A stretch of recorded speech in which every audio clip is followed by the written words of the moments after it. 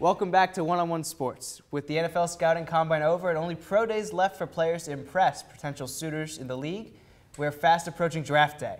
I'm now joined by Alex Rosenbaum here to give us his top 5 prospects heading into the NFL this year. Now, Alex, let's start here with number 5. Who's your number 5 prospect? All right, this is actually the toughest part of the whole board to pick because 1 through 4 are pretty clearly established if you ask just about anyone.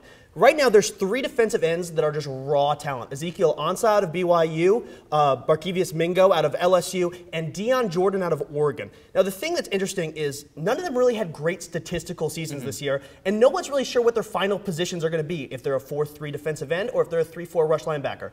The guy with the most versatility, Dion Jordan. I got him in my number 5 slot because he's 6'6", and he's fast, a 4.6 40. I think he could play anywhere in the front 7. I think he's big enough to play down in a 3-point stance. He's big enough to rush off the end, and he can cover a little bit. I really like Dion Jordan. All 3 with impressive talent. Dion Jordan, almost a tight end in college. Probably picked the right position there. Who's your number 4 guy? So this is interesting. The defensive tackle position is a little bit confusing because Star Lotulelei was not allowed to participate in the combine because of a heart condition.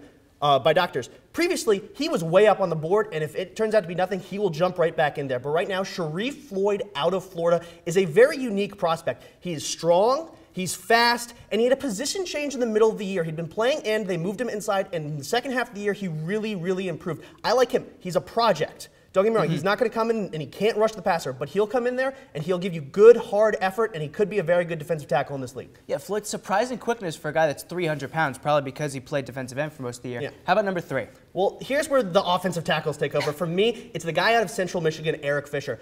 He doesn't have this. The guy I'm about to talk about is Luke Joeckel, and he could be number 1. He's number 2 for me. But number 3 is Fisher because he has so much raw potential, but he hasn't played against top competition playing at Central Michigan, but big frame, 6'7". He's really quick on his feet. The big concern with him is a lot of these bigger defensive ends, especially in the NFL where you have the biggest freaks of nature, can bull rush him.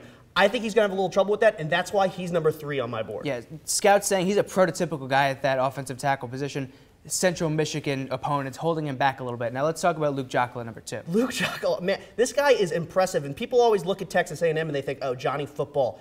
You know what's tough? Blocking for a scrambling quarterback, and Luke Joeckel did that great in the SEC this year against some of the best defenses in the country. I like him as my number 1 tight end tackle, and honestly, grade-wise, he might be number 1 overall, but there's a lot of good offensive linemen in this draft. He goes to number 2 to me. He's 6'5", prototypical build. A lot of people comparing him to Joe Thomas. Good against the pass, good against the run, and a really smart player. Plus, started all of his games at Texas A&M, and he's durable. So you got to love that. Offensive tackles, important position. He's going to go high. Huge position. Great at blocking on the second level for that scrambling quarterback, like you said. Now, number 1 prospect here, who you got? I got Dee Milliner, and he might not grade out as the highest prospect, but because he's the only guy who's a special position. He's not a lineman. He's not in the front 7 on defense or in the front 5 on offense. He may be the only guy at that corner safety position in the top 15.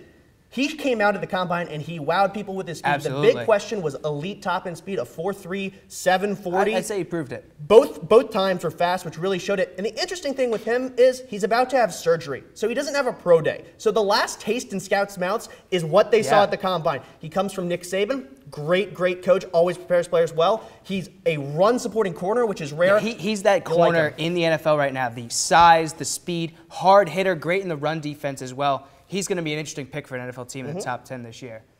Time for a break. When One-on-One returns, Kurt and our hockey experts take a look at the top stories in the NHL as we near the halfway point of the season. We'll be right back.